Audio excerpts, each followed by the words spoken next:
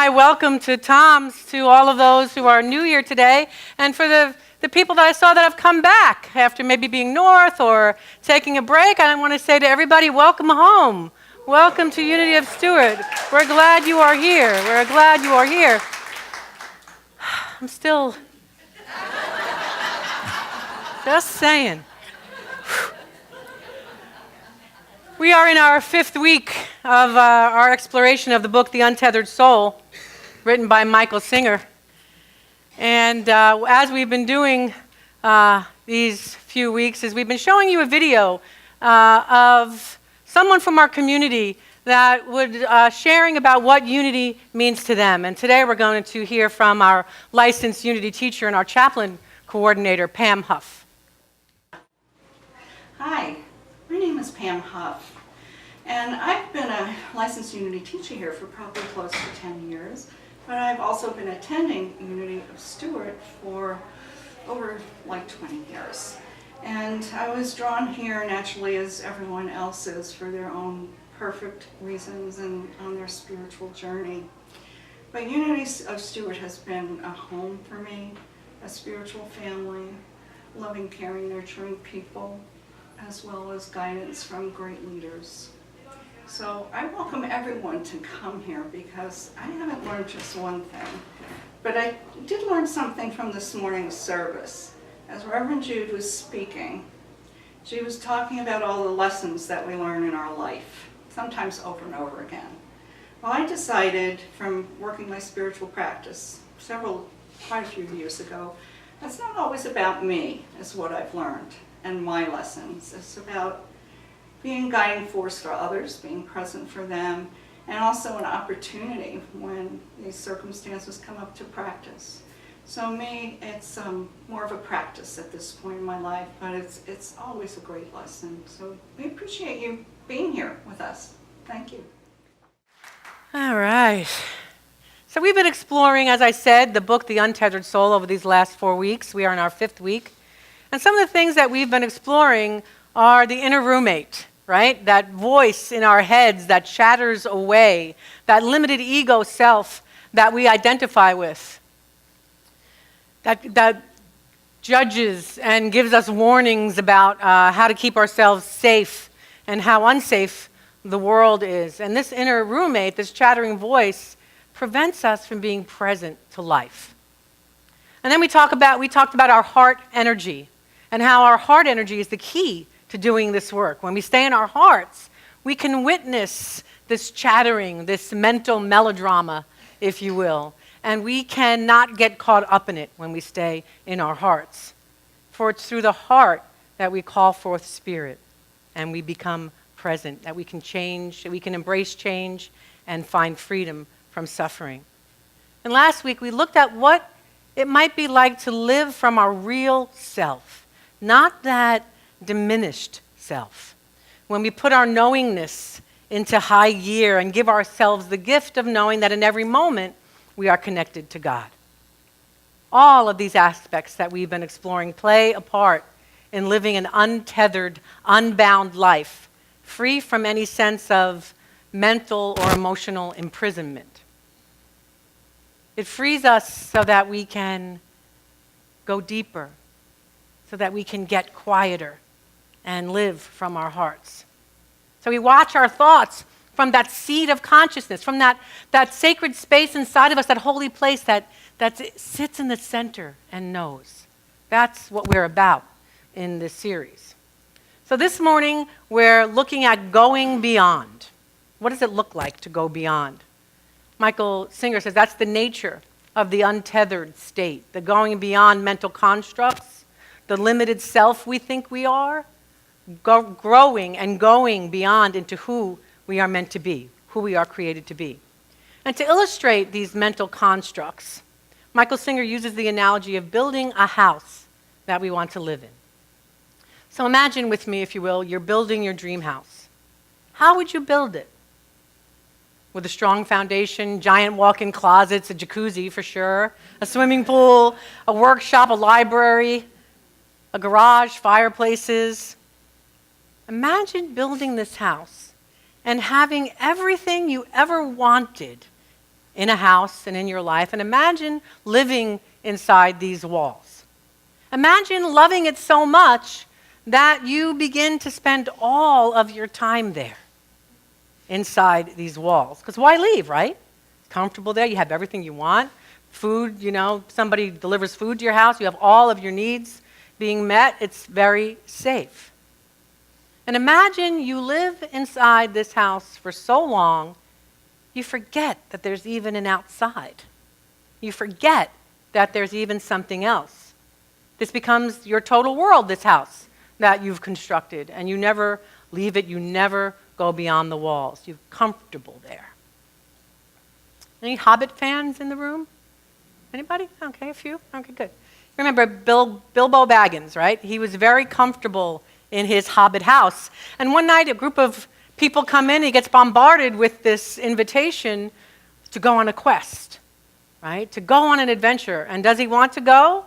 No, not even a little bit. Not even a little bit. He's very comfortable in his home. And the thought of going out into the unknown is not something he wants to do. But he does wind up going with his friends on this new adventure. But that's another story. But I understand his feeling of wanting to stay in the comfort of his home, right? I'm a homebody. I love to be home. For many of us, home is a safe and sacred place. And so let's think about home and that the feeling that we get when we think about home. It reminds me of I heard a story by a Unity minister who was in college in the 70s. And at the end of the semester, at the end of the school year, he was hitchhiking home when, in those days when you could do that. And he was hitchhiking home and he wasn't getting picked up at all. Sticking his thumb out, nothing was happening. Until he had the idea to create a big sign with the words home on it. Just the word home. And what he says then is that people were lining up to pick him up at that point. As soon as he was dropped off from somebody, another car would pull right over because we all have that sense of home and what home means to us, right? That sacred space of home. Challenge might be, however, that home may feel too comfortable, and it can get scary to leave home, so we tend to stay inside the walls. According to the Environmental Protection Agency, the average American spends 93% of their time indoors. Now, you may think, well, that's not me. I run, I love the nature, I ride my bicycle, I love to garden, but that's what they say. The average American, 93% spends their life indoors. So 87% is actually within four walls, 6% is in our car, and that's 6% in their car, so 7% of our entire life is only spent outdoors. 7%. So let's look at this metaphysically, if you will. What if we do the same thing in our inner lives, in our interior life? What if we do that same thing? What kind of an inner dwelling might we be spending 93% of our time in? We feel safe, we feel comfortable within the walls that we've created, perhaps of limiting beliefs, opinions, preconceived notions, habits, all the while losing sight of what might be beyond those walls, which we call our true reality, our true reality.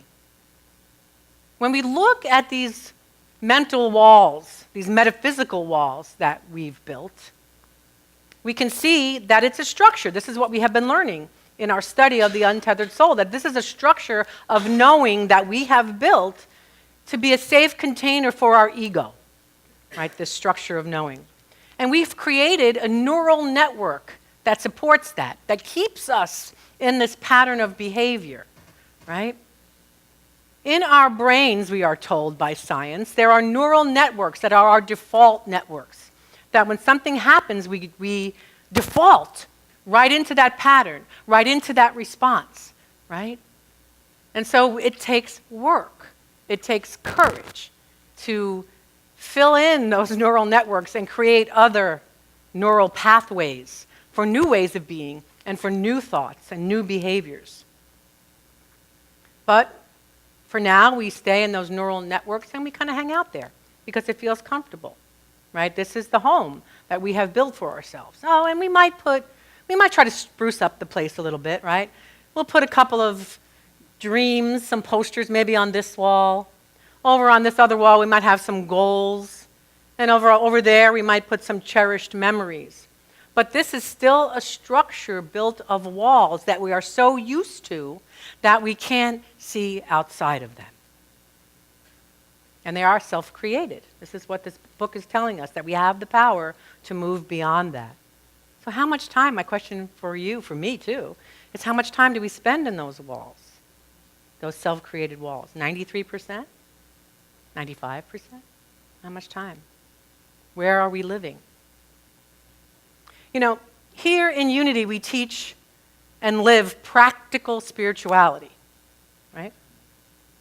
Practical spirituality is just that, putting into practice the spiritual principles that we are learning. And practical spirituality is the willingness to go beyond those self-constructed walls, the masks that we wear, the invisible boundary of fear that we don't want to get close to. Right?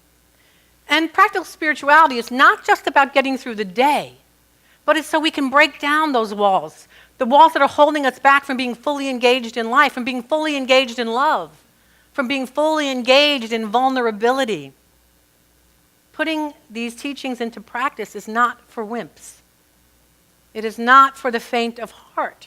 It's for those of us who want to come up against the walls, want to come up to the world and break down those walls and be exactly who we were meant to be in the world, without fear of people saying, oh, that's too much. Oh, she's a Pollyanna. Oh, he can't possibly believe that all the time. That can't be authentic. That's why it's not for the faint of heart. Because when we show up in the world like that, people will sometimes look at us like we're a little crazy. They will look at us like we're a little off, right? But this is exactly what we are called to do. We are keep being called into putting our spiritual lessons into practice and to break down those walls that would hold us back from fully engaging in life. And sometimes it's hard to think about that, right? We talked, I can't remember if it was last week or the week before, about the normal, everyday stress of life. So normal that we don't even know we're swimming in it all the time, right? Because we live in this mental model that we have created, and it seems to keep us safe. So what happens if something challenges our mental model and something threatens to break down the door of this house that we've built? Remember, we have a roommate living with us in this house. When something challenges us, we get triggered, and the chattering begins. This is the pivotal point where we resist reality and we can go into defending or blaming. Anything but taking full responsibility for our lives. Or we can push beyond the limits that we have set. This is the point of power, as Michael Singer tells us and as we've been teaching for the last few weeks. The point of power is that space between being triggered and action. Right? It's about reacting or taking that time, that space, to respond, the point of power. So imagine with me, if you will, that you have created a mental model of your world that is based around another person. It's based around his or her behaviors, someone you're in a relationship with. And what happens if that person acts outside of what you have built, acts outside of your mental model? What happens then? It's probably not really pretty, right? Right? We get all triggered and upset. And then, what happens if that person leaves? We can have the most solid, stable relationship on the planet, and there's no guarantee that that person's not going to get ill or even die. This is the reality of life. So the only relationship we are guaranteed to have for the duration of our lives is with who? Ourselves, absolutely. It's the only relationship that we are guaranteed. And if our house can only stay upright if another person stays in our lives, that's a very shaky foundation. Right? So we are called to move beyond that. Same thing happens when our house is built upon a role that we inhabit. Built around our job or some role we have, a mother, a father, a grandparent. But if it's a job and then we lose that job, we quit that job, or we retire from that job, depending upon the foundation, we can be shattered in our lives if our life depends on that role that we inhabit. Michael Singer goes beyond the analogy of being surrounded by the walls of a home. He says, it can be like being in a cage or surrounded by an invisible electric fence or locked inside a prison cell. And that's how locked in we can become. But sometimes those walls feel like protection, and it's really difficult to step out of them. I want to tell you a story about a white tiger named Mohini, who had lived in the Washington, D.C. National Zoo for many years.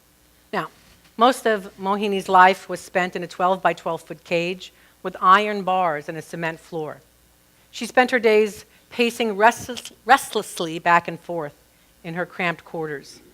It was a routine that was only broken by her regular feedings, her afternoon nap, and sleeping at night. Eventually, though, a natural habitat was built for her that consisted of acres of land, vegetation, trees, water, hills, as natural as they could make it. And with great excitement, the zookeepers released her into her new home, filled with anticipation how joyous Mohini would be in her new spacious home. But that's not what happened.